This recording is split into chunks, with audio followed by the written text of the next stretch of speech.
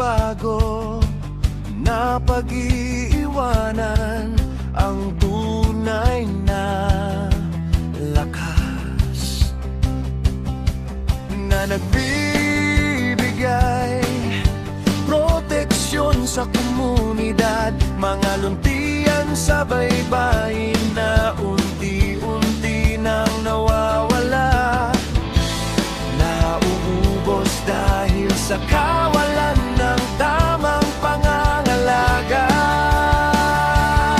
Bakaw, bakawan o bakaw ang tawat sa luntiang gumagabay sa dalampasigan, ating protektahan, ating pangalagaan.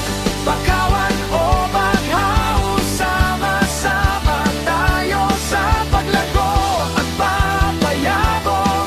Bakaw, ating mahalin.